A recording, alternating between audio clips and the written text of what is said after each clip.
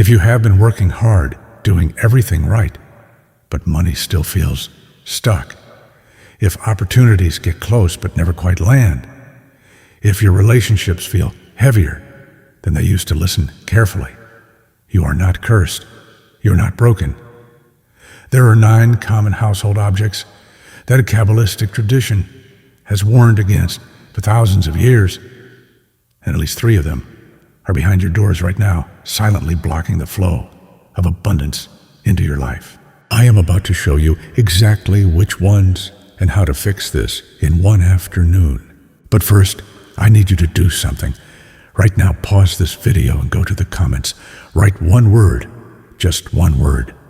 Shar. S-H-A-A-R. It is the Hebrew word for gateway. When you write it, you are declaring to the universe that you are ready to open the gateways of your life. You are signaling that you accept the blessings waiting to pour through. And then, subscribe to this channel and turn on notifications, because what I am about to teach you is just the beginning of ancient wisdom that can transform every area of your existence. And please give this video a like, not for me, but as a spiritual act. When you like this video, you are saying yes to abundance, yes to clarity, yes to the flow of blessings that have been trying to reach you, but could not find an open door. Go now. Write Shar, subscribe, like. I will wait. Good. Now we begin. My name is Rabbi Shimon. I am 83 years old. I have spent more than 60 years studying the Torah, the Talmud, and the hidden teachings of Kabbalah. I come from a lineage of scholars and merchants who lost everything in the old country and had to rebuild from absolute zero. My grandfather, Moshe, arrived in this land with nothing but a small prayer book tucked under his arm and a single silver coin sewn into the lining of his coat. He did not speak the language. He did not know a soul. He rented a tiny room in a crowded tenement building, barely large enough for a bed and a chair. And you know what the very first thing he did was before he unpacked his few belongings, before he lay down to rest his exhausted body, before he even lit a candle to say the evening prayer. He walked to every door in that small space and inspected them. He ran his hand along the frame. He checked behind each one. He moved anything that was leaning, hanging, or piled there. His neighbors thought he had lost his mind. One of them asked him, "Why do you care so much about doors? You just arrived. You have nothing. Why are you wasting time on doors?" My grandfather looked at him with tired eyes and said something I have never forgotten. He said, "I can sleep on the floor. I can eat stale bread. I can wear the same clothes for a month, but I cannot live in a home where blessings cannot enter. A door is not just wood and hinges. A door is a portal. And what you place at that portal determines what flows into your life." That was 70 years ago. My grandfather went on to build a modest but dignified life. He never became wealthy by the world's standards, but he never lacked. His home was always filled with peace. His family prospered. Opportunities found him, even when he was not looking for them. And every single week, until the day he passed, he would walk through his home and check the doors. He would run his hand behind each one to make sure nothing was blocking the way. He understood something that most people today have completely forgotten. The door is the lungs of a house. A house breathes through its doors. When the doors are clear, energy circulates. When the doors are obstructed, the house suffocates. And when the house suffocates, everything inside, it suffocates with it. Your finances, your health, your relationships, everything. Let me tell you a story. 3 months ago, a couple came to see me. I will call them David and Sarah. They had been married for 31 years. For most of those years, they ran a small business together, a neighborhood shop that provided steady income. Nothing extravagant, but enough to live with dignity, to put their children through school, to save a little each month. But over the past year, something shifted. The money stopped flowing. Customers disappeared. Debts began to pile up like stones on their chest. And the worst part, they told me, was not even the financial struggle. It was what it was doing to their marriage. They had never been the kind of couple who fought. But now, every day brought a new argument. Every week revealed a problem that had not existed before. They sat across from me, and David's voice cracked when he said, "Rabbi, I do not understand. We are good people. We work hard. We pray. We give to those in need. Why does it feel like someone put a lock on our life?" I asked him one question. David described to me what is behind the doors of your home. He looked confused. Doors, I said, yes. Tell me about every object that is hanging, leaning, stacked, or stored behind each door in your house. He started describing, and within 3 minutes, I had identified 9 errors. 9 objects scattered behind the doors of their home, creating blockages, choking off the flow of money, harmony, and opportunity. The teachings of Kabbalah have made this clear for thousands of years. The door is the most sacred element of a home after the altar itself. The door is where blessing enters. It is where sustenance, what we call parnassah, arrives. It is where opportunities find their way to you. In Jewish tradition, we affix the mezuzah to the doorpost for exactly this reason, to consecrate the passage, to protect the portal. But what is the point of consecrating the entrance if you yourself block it from the inside?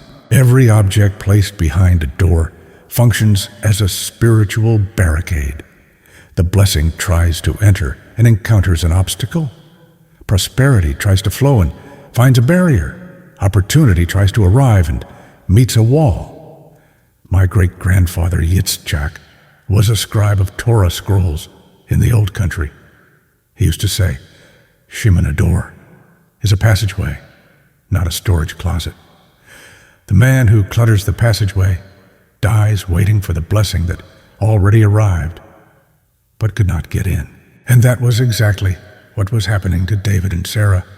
Blessings were arriving at the door of their home and finding 9 barricades, so they turned back without entering. Now I am going to reveal to you which 9 objects should never be placed behind any door, but pay very close attention to 2 of them in particular. The 5th object is the one that concerns me most because it exists behind the door of nearly every home in this country. Most people have it. I am certain you have it. And the 9th is the most devastating of all, the most silent, the one no one suspects. When I reveal these 2, you will understand why certain areas of your life have felt locked for months or even years. The answer is behind a door in your home, and you walk past it every single day without noticing. Before I continue, let me tell you about my grandmother Chava. She was an uneducated woman. She could barely read. She had no formal training in anything, but she understood energy better than any modern expert I have ever met. In her home, there was absolutely nothing behind any door. Nothing. She would run her hand behind every door each day to make sure. She used to say, "Shimon, a clean door is an open path. A cluttered door is a closed path. And the person who closes their own path cannot complain that life does not move forward." She was a simple woman, but in her home, things flowed. Sustenance arrived. Peace reigned. Her children thrived. Why? Because every door was a clean portal, free and open to receive. Now the 9 objects. As I speak about each one, I want you to immediately think about the doors in your home. Picture what is behind them. You are going to realize that what you thought was practical organization was actually silent sabotage against your own prosperity. The first object that must never be placed behind a door is a clothing rack. That hook hanging behind your bedroom door with shirts, pants, dresses, jackets, everything piled one on top of the other. It seems like smart organization, especially if you have limited space. But listen to what Kabbalah teaches. Clothing carries the energy of the person who wore it and the moment it was worn. When you hang clothes behind a door, you are placing energetic weight directly over the portal of the room. Each garment is a layer of blockage. One shirt already interferes. 5 pieces stacked on the same hook creates a wall. The blessing tries to enter that room and encounters a barrier of used fabric, of sweat, of heaviness. My grandfather never hung a single piece of clothing behind any door. All clothing went inside the closet, closed away, stored properly. He would say clothes in the closet are resting. Clothes on the door are blocking. Remove every piece of clothing from behind every door in your home. Put them in a closet, in a drawer, anywhere enclosed. The door must remain clear. The second object is a mirror. Many people hang a mirror on the back of a door, thinking it is convenient and thinking it saves wall space. But a mirror behind a door creates a spiritual distortion. In Kabbalistic teaching, a mirror is not a neutral object. It reflects it, duplicates it, sends back. When placed behind a door, it reflects everything that tries to enter and sends it back out. Blessings approach the door, and the mirror throws them back. Opportunities arrive, and the mirror repels them. It is like installing a shield that says, whatever comes, turn it around. My grandmother would never allow a mirror behind any door. She said a mirror on the door is a hand pushing away what is trying to reach you. If you have a mirror behind a door, remove it today. Hang it on a proper wall where it can serve its purpose without interfering with the flow of energy through the portal. The third object is a broom or mop. I know this sounds strange to modern ears, but hear me. A broom is a tool of removal. Its entire purpose is to sweep away, to eliminate, to clear out what is unwanted. When you store a broom behind a door, you are symbolically positioning a tool of removal at the very entrance of your space. What message does this send to the field of energy? It says sweep away whatever is coming, remove what tries to enter. The broom behind the door does not discriminate. It sweeps away dust, yes, but it also sweeps away blessings, opportunities, abundance. Everything that approaches the door gets swept back out. My great-grandfather was adamant about this. He would say a broom belongs in a closet out of sight, never at the threshold. When you store your cleaning tools behind a door, you are cleaning away your own good fortune. Move every broom, every mop, every cleaning tool to a closed storage space, far from any door.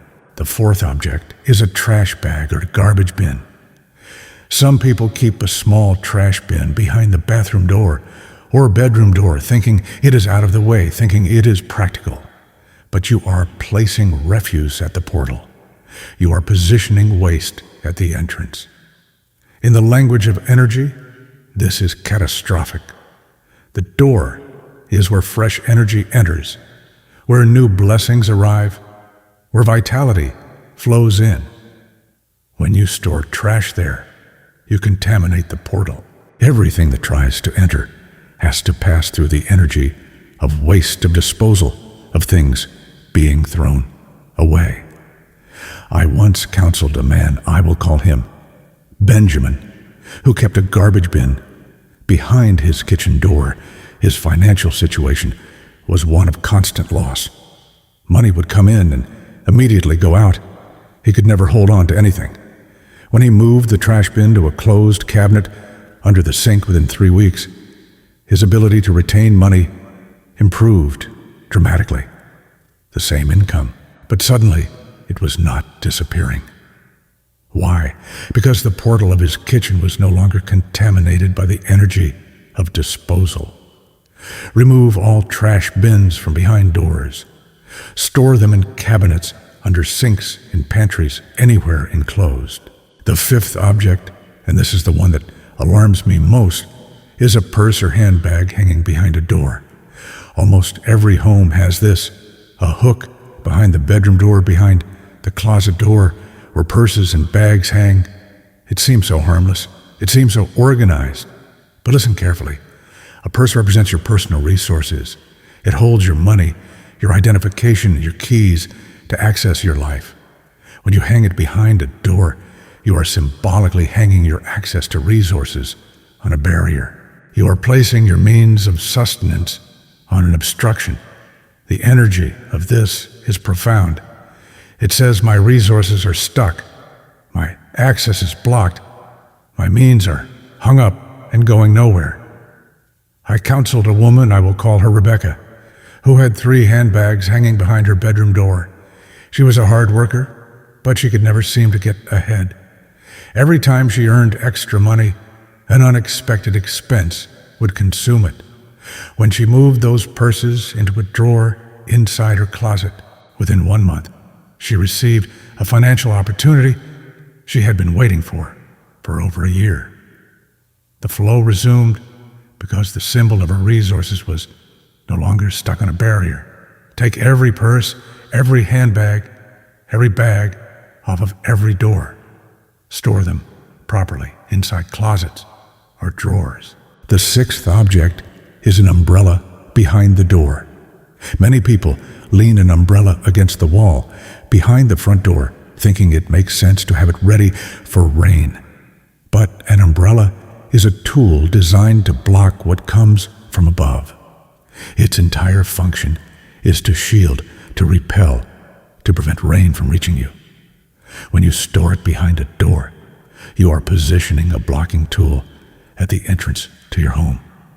You are saying to the spiritual realm, block what comes from above. In Jewish mysticism, blessings descend from above. Providence flows downward.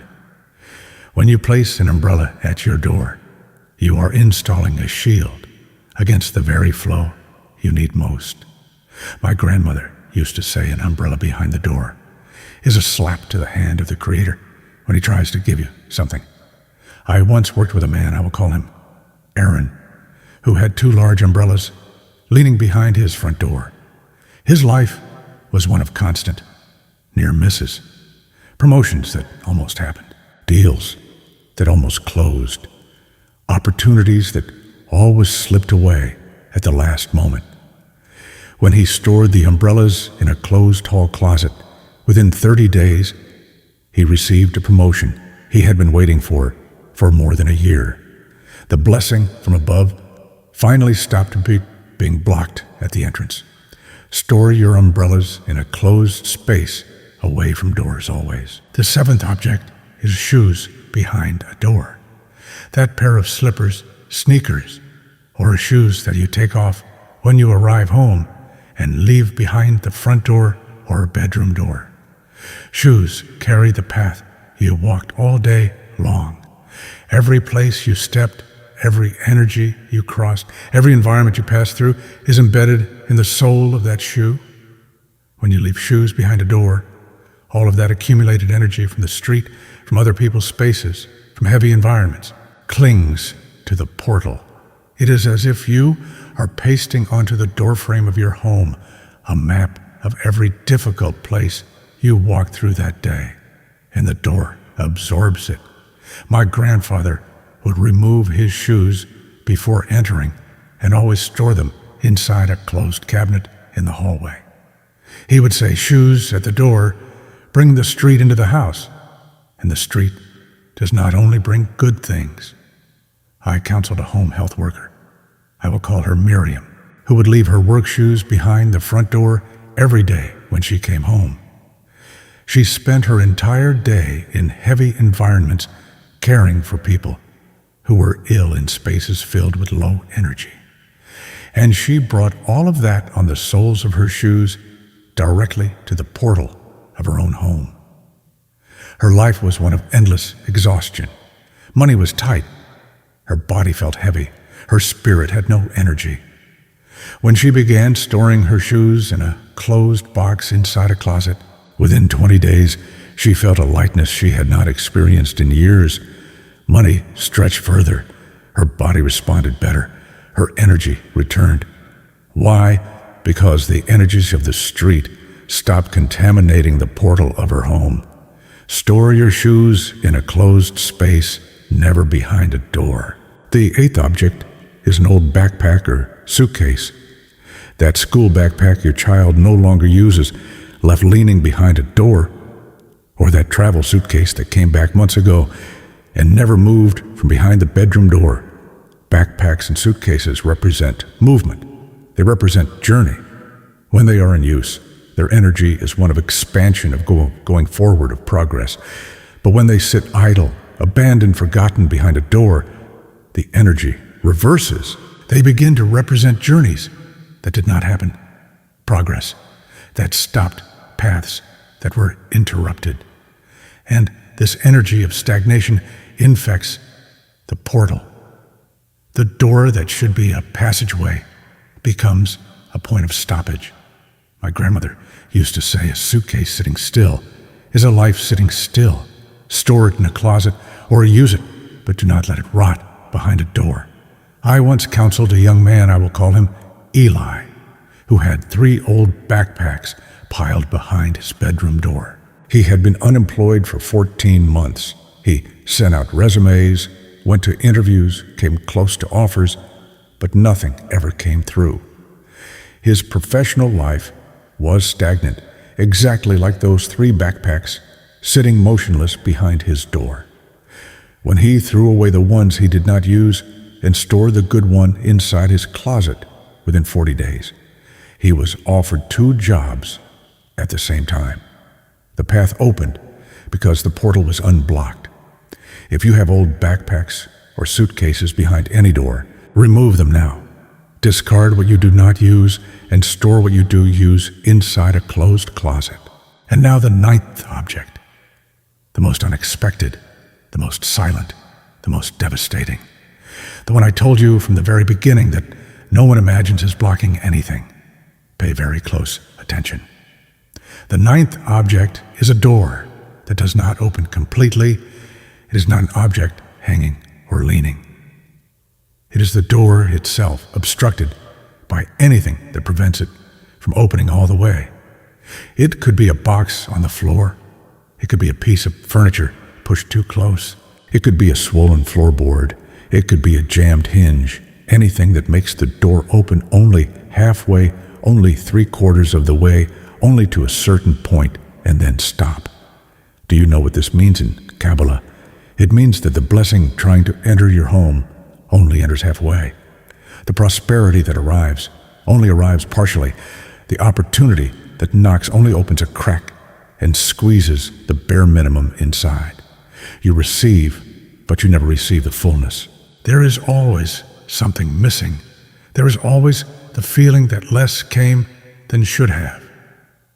My great-grandfather used to check the hinges of every door every 30 days. Every door in his home opened completely 180 degrees with no obstruction. He would say, a door that does not open fully delivers a blessing in half, and half a blessing is the same as none because you will spend your entire life trying to complete what should have arrived complete. I once counseled a retired couple, I will call them Joseph and Leah, who constantly complained that money was never enough. There was always something lacking, always. When I visited their home, I discovered that the front door was blocked by a piece of furniture that prevented it from opening fully. The door only opened over 2/3 of the way. Their sustenance arrived exactly like that. 2/3, never complete. When they moved the furniture and the door began opening fully within 60 days, the money that always fell short stopped falling short. No additional income came. The same money simply began to stretch further because now it was arriving whole. Check every door in your home today. Each one must open completely, without obstruction, without jamming, without resistance. If anything prevents this resolve, hit. Move the furniture, fix the hinge, level the floor. A free door is a free life.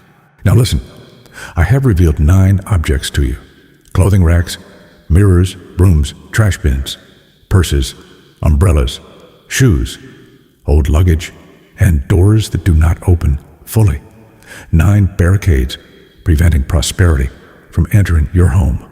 I know some people are thinking this is exaggeration. That's fine, but answer me this. Why does Jewish tradition affix the mezuzah to the doorpost? Why do Japanese households remove shoes before entering? Why do all ancestral traditions treat the door as a sacred element? Because they all knew what modern society has forgotten. The door is not wood and hinges. It is a portal. And what exists at that portal determines what enters your life. Do the test. Clear all the doors in your home in one afternoon. If in 30 days nothing changes, you have lost nothing. You have simply organized your house. But if things change, and they will change, you will understand that what seemed like organization was silent sabotage. My grandfather, in his final days, held my hand and said, "Shimon, life passes through doors. Every blessing, every sustenance, every opportunity passes through a door. The man who cares for his doors cares for his destiny. The man who clutters his doors clutters his own future." You can close this video and do nothing. Or you can stand up now, clear every door in your home, and open the path for everything that has been waiting to enter. The choice is yours. But do not complain that blessings are not arriving if you yourself are barring their entrance. Send this video now to your family group, to your friends. Someone close to you has a blocked life because of what is behind a door and does not know it. Protect those you love. If you have not yet subscribed, do it now. Activate notifications because I have much more to reveal in the coming videos. Leave your like on this video to help this teaching reach those who need it most. And if you felt this message was meant for you, go to the comments right now and write the word Shar one more time. Let the algorithm know that this wisdom must spread. May the Eternal open every door of your home and your life wide. Shalom.